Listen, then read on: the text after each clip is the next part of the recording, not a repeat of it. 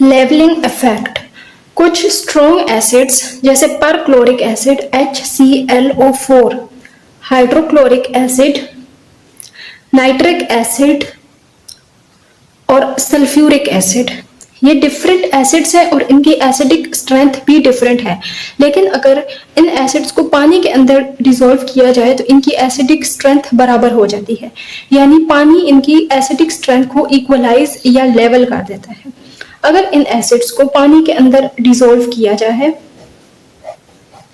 अलग अलग, यहाँ पर पानी के अंदर हमने HClO4 डिसॉल्व किया है, यहाँ पर HCl डिसॉल्व किया है, इधर HNO3 और इधर H2SO4। तो पानी क्या करेगा, इन एसिड्स को आयोनाइज कर देगा। आयोनाइजेशन के नतीजे में ये एसिड्स H+ डोनेट करेंगे तो ये ClO4- एनाइन बन जाएगा और साथ में H+ से हाइड्रोनियम आयन बन जाएगा। इसी तरह यहाँ पर Cl- बन जाएगा और H3O पॉजिटिव बन जाएगा, इधर नाइट्रेट आयन बन जाएगा और साथ में हाइड्रोनियम आयन, और यहाँ पर sulphate ion plus hydronium ion. तो अब चूंकि वाटर जो है वो एक स्ट्रॉन्ग बेस है, वाटर क्या है, strong base, water strong base है तो बेस की खासियत होती है कि वो H+ आयन को एक्सेप्ट करती हैं। So water can accept H+ ion from these acids with strong force। तो वाटर सबसे हर किस्म के एसिड से बहुत तेज फोर्स के साथ H+ आयन एक्सट्रैक्ट करता जा रहा है। तो पानी के अंदर इन सब एसिड्स की जो एसिडिक स्ट्रेंथ है वो तकरीबन बराबर हो जाएगी। पानी इनकी एसिडिक स्ट्रेंथ को डिफरेंशिएट नहीं कर पाएगा। तो पानी की इस खासियत को लेवलिंग इफेक्ट कहते हैं। लेवलिंग इफेक्ट को अगर डिफाइन करें तो वो कुछ इस तरह से होगी।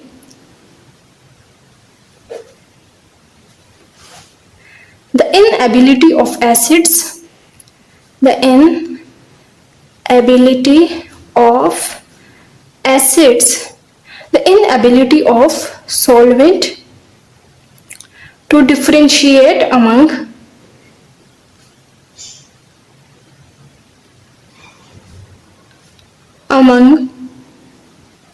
the relative strength of acids, the relative strength of acids is known as leveling effect।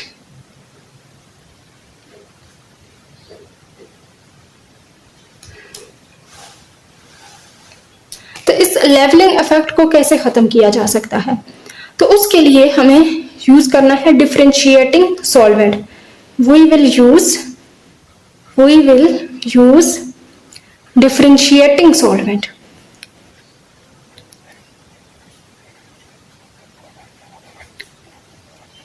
अब डिफरेंशिएटिंग सॉल्वेंट जो है हर किस्म के एसिड्स की एसिडिक स्ट्रेंथ के बीच में डिफरेंशिएशन कर पाएगा। तो डिफरेंशिएटिंग सॉल्वेंट हमारे पास कोई वीक बेस होना चाहिए। It should be weak base, it should be weak base. so that ये इसलिए so that it cannot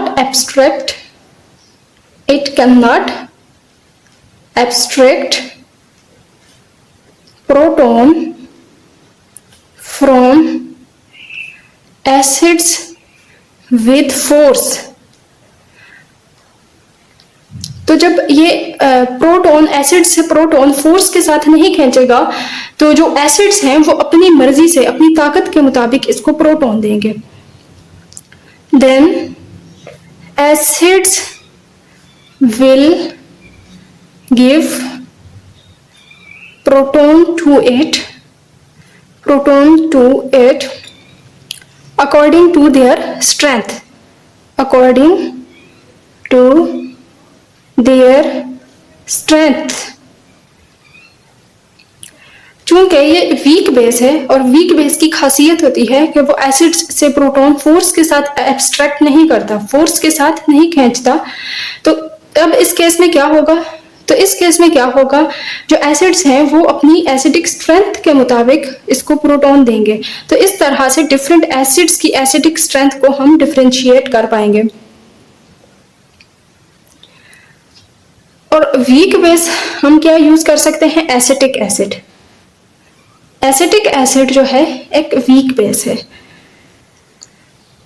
इसके अंदर प्रोटॉन लेने की सलाहियत बहुत कम होती है, यानी ये प्रोटॉन एब्स्ट्रैक्ट करके क्या बनाएगा, CH3COOH2+।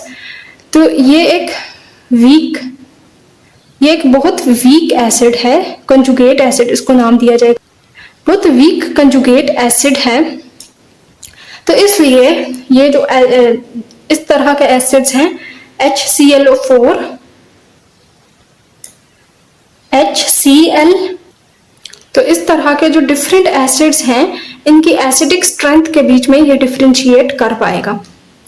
अगर हम एसिटिक एसिड के अंदर इन एसिड्स को अलग अलग डिसॉल्व करके देखें तो हमें पता चल जाएगा कि कौन सा एसिड स्ट्रॉन्ग है और कौन सा एसिड वीक है। तो जो इनकी एसिडिक स्ट्रेंथ निकल कर आती है वो कुछ इस तरह से है, द रिलेटिव स्ट्रेंथ ऑफ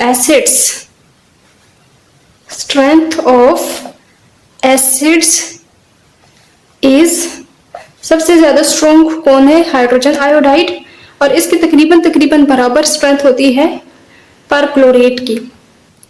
फिर है HBr, हाइड्रोजन ब्रोमाइड, फिर इसके बाद आ जाता है HCl, फिर इसके बाद आ जाता है sulphuric acid and then nitric acid.